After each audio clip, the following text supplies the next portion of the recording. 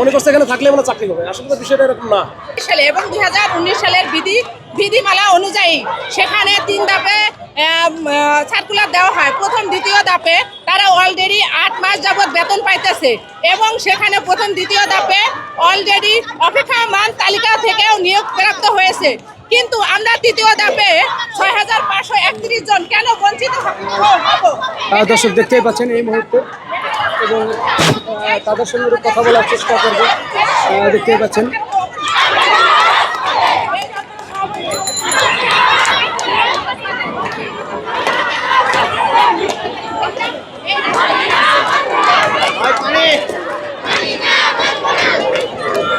আপনাদেরকে দেখানোর চেষ্টা করতেছি।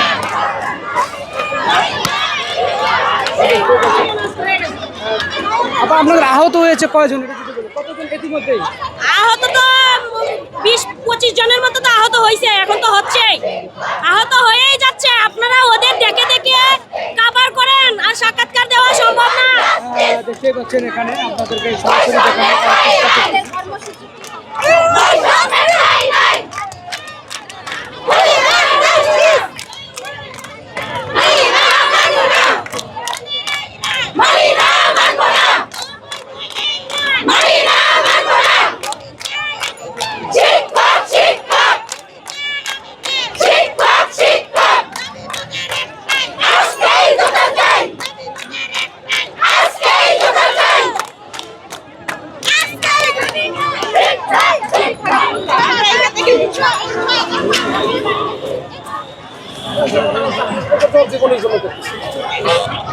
আপনার কাছে জানতে চাই আপনারা কি করবেন ভাই, কি করবেন এই পরিস্থিতিতে?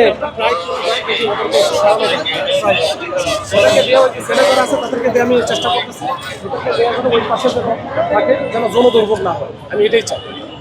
কিন্তু ওরা আসলে হাইকোর্টে রায় হয়েছে, তাদের এগেস্টে গেছে, এটার এগেস্টে আমরা কি করবো বা তারাই কি করবো, তাদেরকে বোঝানোই যায় না। আমি কালকে রাত্রে গিয়ে বন্ধু বলে আসছি যে কোনো কিছু হলে আমাকে তুমি জানাবো, তোমার শান্তি শৃঙ্খলা থাকো, আমি প্রোটেকশন দিয়ে ওইখানে আমি ফুল প্রোটেকশন দিয়ে রাখছি যে তোমাদের মেয়েদের যেন কোনো সমস্যা না হয়, রাত্রে থাকো দিনে থাকো আমরা আছি। কিন্তু ওরা হুট করে এসে এখানে বসে গত 2 ঘন্টায় যা পদক্ষেপ দিচ্ছেন তাতে কি মনে হইলো? পদক্ষেপ নিচ্ছি আমরা তো আমাদের মতো করে ট্রাই করতেছি। এখন মেয়েগুলো যদি না যায়, আমি তো হাত দিতে পারছি না। মেয়ে ছেলেগুলো তো আমি চলে গেছে, তারপরাইছি। মেয়েগুলো আমরা গ্রেপ্তার না, আমরা আপাতত যারা বেশি উচ্ছৃঙ্খল আচরণ করছে তাদের রাখছি, দেখি পরে ওটা কতজন, সেই সংখ্যাটা কত ভাই এখন এখানে আছে কেন? কয়েকজন আহত হয়েছে হাসপাতালে, দেখলাম একজন বলা হচ্ছে যে হাসপাতালে কিভাবে আহত হয়েছে এখানে যা দেখেন কিভাবে আহত হয়েছে, ওরা অনেকে এমবিএস এটা এটা পরে ডিসি রমনা। জি